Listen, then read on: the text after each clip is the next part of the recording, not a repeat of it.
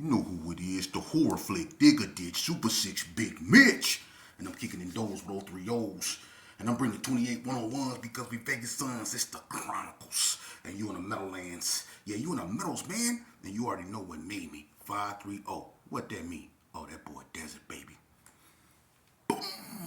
Hubba Dub, Scrub, 22-inch gold Dana Danes, and Big Bolo Yang can never be on McLean's, man.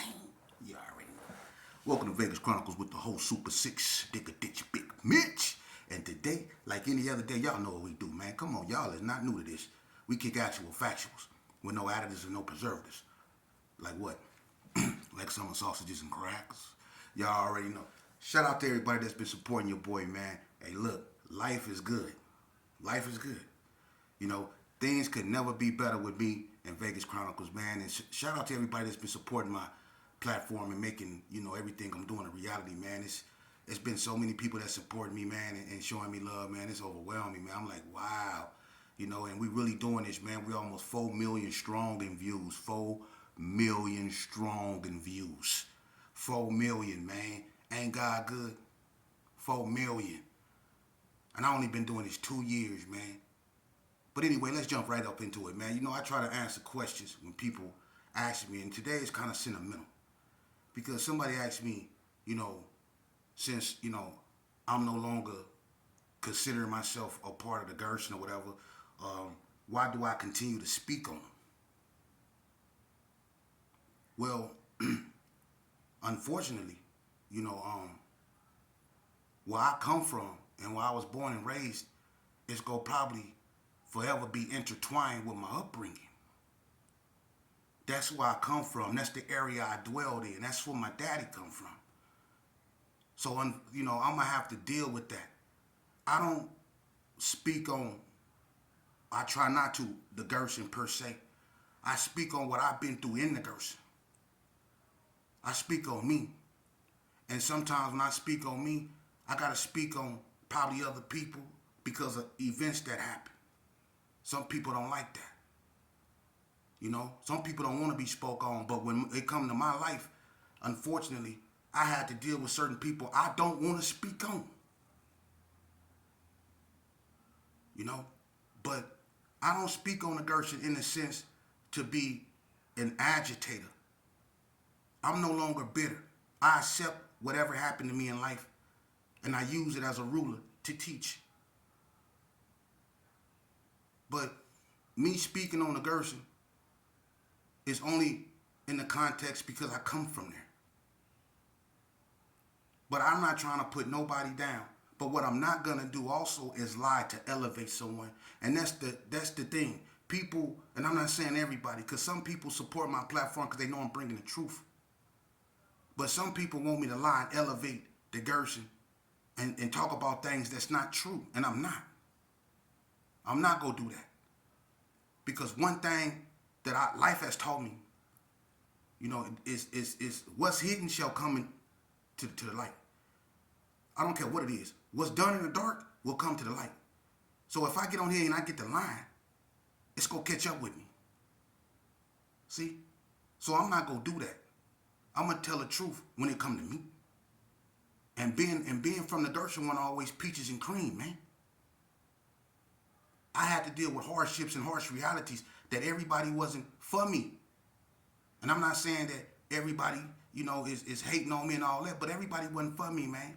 And unfortunately, I have to speak on that. But, you know, it's all about, if I'm going to teach the youth and I'm going to try to get my message out there, I got to be 100 with these youngsters, man. I'm not going to sit up here and build something up and make something look glorious that really isn't glorious. It's not. Ain't no glory in self-destruction. I'm not going to teach them that. I'm not going to co-sign that. We've been co-signing that for too long, man. Ignorance. I'm not going to do that. And then, you know, another thing that goes hand in hand with me speaking on the Gerson. Some people can't denounce where they come from. They refuse to do that. They're not going to denounce, you know, where they come from. Now, they might not be active. They might not be out there in the streets doing bad things. But they're not going to denounce where they come from because a lot of people feel that they've lost too much, that they've been through too much, that they've sacrificed too much to denounce where they come from. Now, they might not be out here in the streets like they used to be. They could go to church.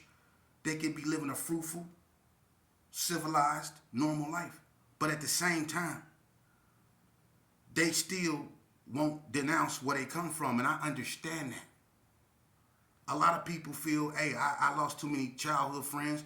I did too much time, or I shedded too much blood behind this game to denounce where I come from. Although I'm not condoning it or involved in it, but I'm not going to denounce it. Unfortunately for me, that's not my journey. In order for me to really get to know who I was as a person, I had to do away with all that stuff that I used to do. For real, history has been, I'm going to just say this, history has been the black folks' greatest hindrance because we stay stuck in it, the past. You're supposed to learn from history and move on. But if you don't learn from it and you stay stuck in it, it can consume you. And that's what we have. What I'm trying to say is we don't need no more Black History Months. We need Black Future Months. We need to look toward the future and quit looking in the past. Quit living in the past. You see? That's what history is supposed to teach you. You know, you learn history so it won't repeat itself, but you don't stay engulfed in it because it could consume you. You learn from the past in order to have a better future. You know? So some people, they can't denounce where they come from. But I had to. I had to do away with that. I never had my own identity. I was either known as sheepdog son, and by the way, I could never be like my father. I could never be like my father. And some people say I like riding the coattail of my father. I just feel blessed that I got a father who got a coattail worthy of riding. I'm blessed. However you see. But at the same time, I never had my own identity. I had to be my father's son. I never was me. Or I had to be what they was calling me over there in the Gerson. I was acting like all these different characters, but I never was me. And I could never be me until I got rid of that. I had to disconnect myself from that. I had to denounce that. I had to denounce Satan. Because that's all that is. Because all that taught me to do, that I'm a GP, K369, K down, K love, West Side, who ride, 9 style, who ride, L's up, K's down. You know what that taught me? To hate myself, to hate my people, to hurt people that look like me, to have no compassion, no empathy, to cause chaos and destruction, to stress my mama out, to put childhood friends in danger. It hindered my education. It made me look at reality with a clenched fist. That's what it did for me. It's some of them countless funerals. I've been to countless institutions. People already say, you've been locked up most of your life. You right. Over the Gerson. Over the Gerson. You know, I hope you youth listen. I hope y'all listening, man. Because see, I never hope you find yourself in this position. I was in juvenile behind the Gerson. You know, me, Bread, John Holloway, Ludall, Lil Bread, Turtle, Big Bob. We was all a crew. Mex. We used to be over there on Hilltop when John Holloway had the white cutlass on chrome things. We used to be over there. This when Sonny just got the 5.0. We was just over there on Hilltop, hiding out. When we put in work, we go over there on Hilltop. We was hiding out. All of us, a crew. I got captured. You know? It was an incident that happened right there on that 7-Eleven. Right there on Bonanza, right there on that corner, right by the Hilltop Apartments. That 7-Eleven that's right there. It was an incident between us and the Bloods up there. We was hiding out, but I got locked up. I'm in juvenile. Right? I'm in a room with House from 60s. That's my cousin, Kevin Flemings. Rest his soul. I'm on my way back to Tennessee. And you know what happened? My grandma passed away. That was all I really knew. My grandma. But I was in juvenile for something that involved the G's. And I couldn't go to her funeral or nothing. I couldn't. So that caused me to wreak havoc in the street, because when she died, when she passed away, I passed away. That was the only little glimpse of light I had, the only little glimpse of optimism. That was the only woman that told me I was pretty, I was handsome in an ugly world. That was the only woman that ever told me that I was special. My grandma. You know, your grandmamas, people my age, you know, we was lucky to have grandmamas and grandfathers. You know, that's why we see things kind of different. You know? But that's the reason why I was wreaking havoc, man. But I was in juvenile behind the G's. You know? Every time I was locked up, it was behind the Gerson. That stuff destroyed me, man. It destroyed my friends. But I never really paid attention to that, because I love that more than I love myself. That's why I kept putting myself in positions to where I was locked up, or I was hurting someone, or being hurt, because I love the Gerson more than I love myself. But when I started loving myself, I had to get away from the Gerson. I had to disconnect that. I had to get away from that, because I'm telling you, that's why I found the devil. Yeah. Because being a Gerson, I could be as evil as I wanted to be. And I was. I was evil. I was evil. Back in 89, I'm going to tell you something. 89 in Las Vegas was probably one of the worst years ever, because that was the reign of the Donna Street Crips. In 89, Vegas witnessed a form of cripping it ain't never seen, man. When them Donnas hit, we was cool with them. We got front row seats to see what these cats can do, and they was wreaking havoc. They brought back cripping in Vegas. I'm not saying that cripping never died, but it was kind of subtle. You know, the Bloods kicked off everything. In 1987, December 4th, the Bloods kicked that off. Okay? The Bloods woke up banging when that incident happened at the Comfort Inn. And then the Bloods, the one that shot up the skating ring right after that. That's what Easy Money went to the penitentiary for.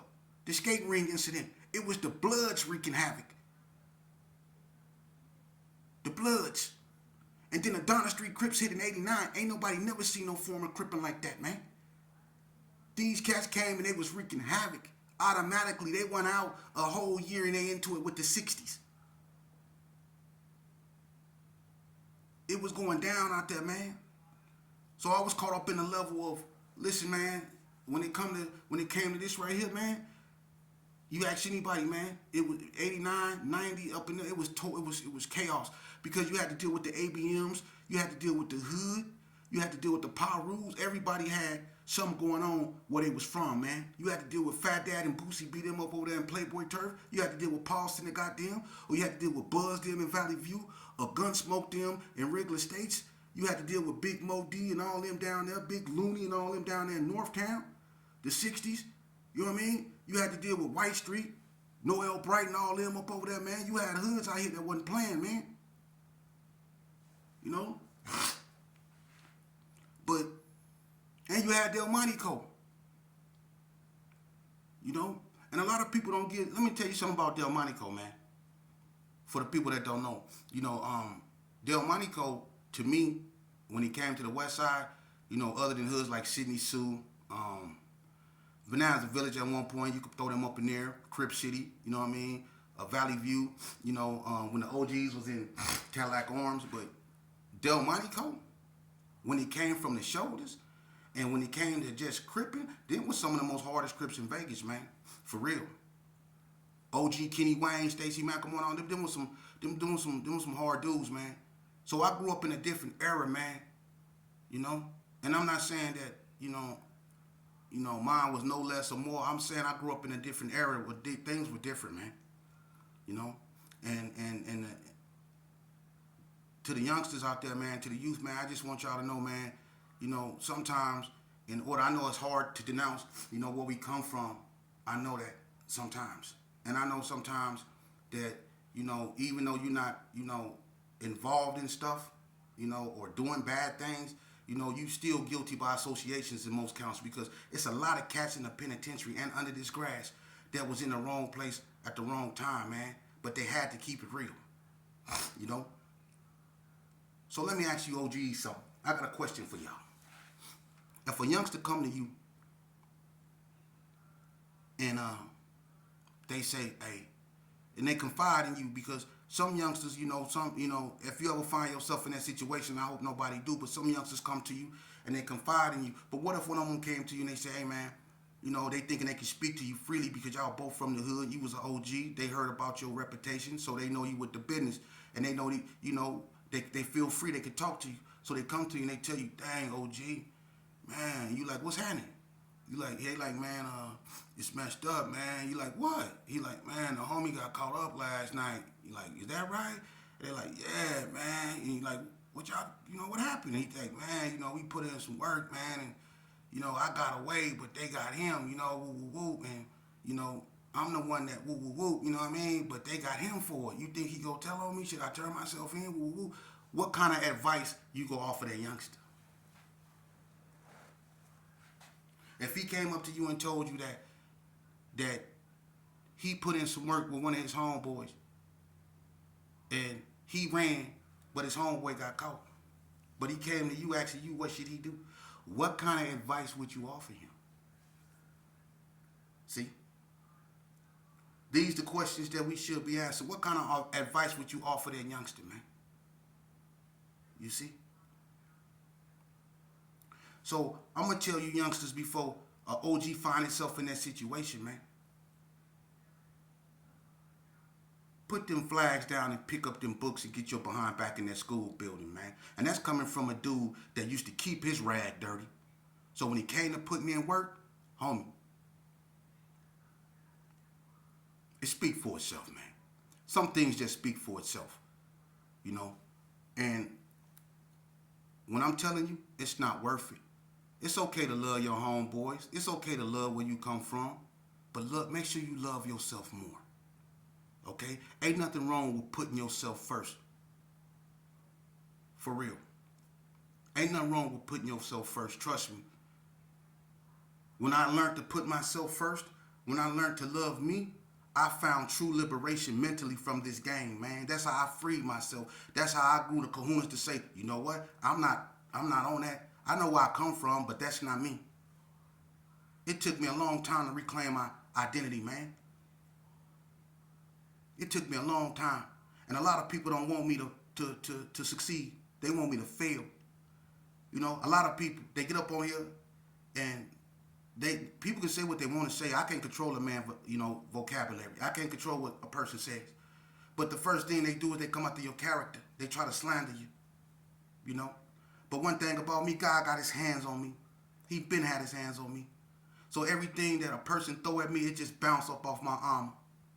But I have fell victim to my own hypocrisy because I allowed certain rhetoric to get to me, and I responded to that. And to my audience, I apologize because I'm a human, and sometimes, hey, I make mistakes. But the important thing is that you learn from them. And the one thing I've learned is not to never give nobody that's beneath me that type of attention no more, and I won't. And thanks for OGs like Big Meech and other people, Boney, all them, Bitch the Bone.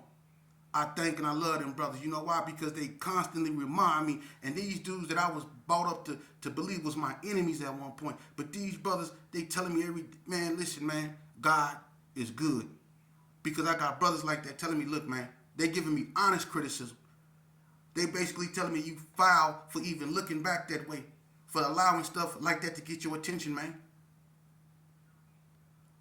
And Michi said some of the most powerful thing you can say to a person. He said, right now is the time. You either make or break, man. I know I can't sit here in front of this camera and continue to talk about this because it just go start to be a bunch of stuff I already talked about because I only live so much in the streets. I only did so much in the game. I want to get youngsters on here, so they can talk about their story. Because a lot of these youngsters got a story. I want to get other people on there, and I am. I'm going to bring them in the studio. So everybody that want to, come on my platform and they want to speak, just know you have a platform. But it's not nothing to glorify. It's not to be used to glorify no ignorance. It's to be used to get our voices out because a lot of people just want to be heard. A lot of people just want to be heard, man. For real. And that's what my platform is for.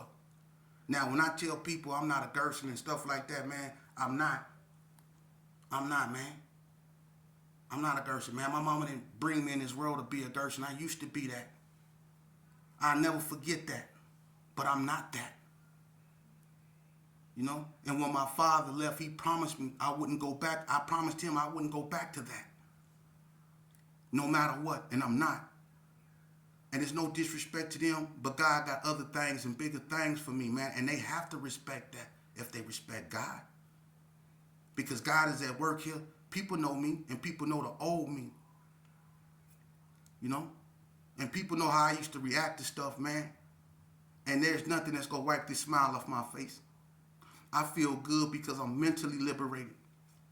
I'm mentally liberated. I know who I am as a person. So when I speak on the Gerson, man, I, with all due respect, I'm not trying to down them. They did their thing. It's a lot of them I still love. That I got a lot of love for, and there's a lot of them that got a lot of love for me, man. But I don't look at them as homies. I look at them as brothers. I didn't have enough homies, man. I didn't have enough of them.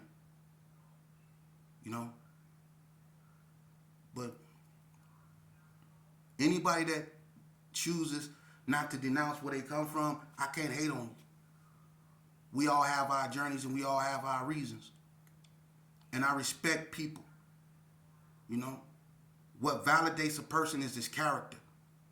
If you out here and you doing the right thing, what you denounce or whatever, that's irrelevant. What you're going to be judged by and solely on is how you act. So if you carry yourself a certain way, if you carry yourself in a respectful manner, in a civilized manner, in a coherent manner, that's how you'll be treated.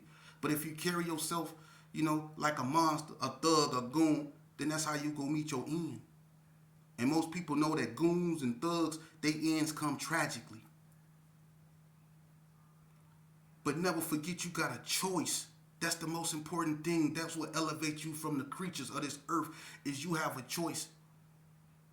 And it's sad that we choose to succumb to our lower nature. I don't do that no more, man. And a lot of people go be confused by that, and they not go approve of that. But I don't seek approval.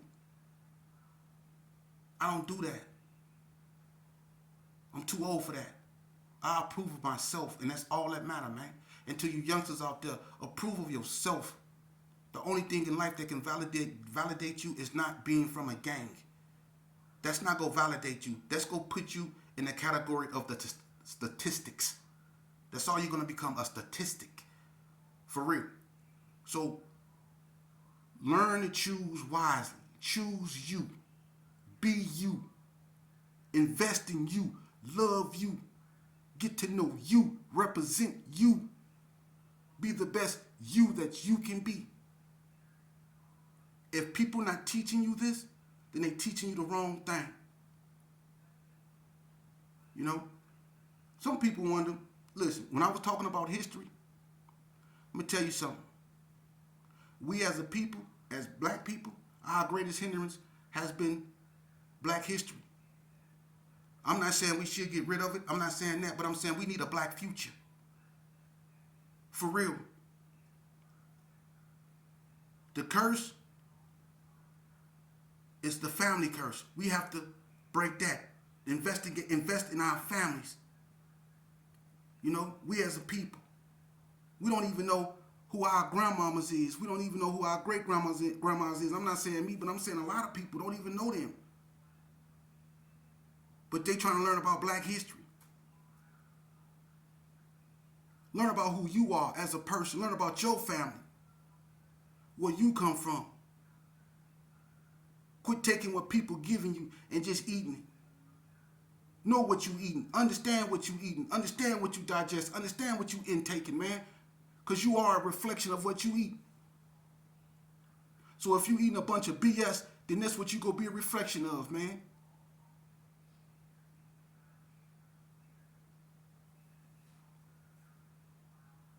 You know, people will say things, people will put you down, people will hate on you. That's life. You have to be strong enough to stay above the fray and to stay focused to the youth. The most hardest person I ever met in a gang is a person that had the courage to get out of a gang. Don't you ever forget that. You either, and I don't listen, whether you want to believe me, listen to me or not. You can listen to me, or you can let life teach you. If you let life teach you, I must warn you, life can be cruel. So what I'm trying to tell you is the honest to God truth. I went and I spent 20 years behind them walls, behind this life.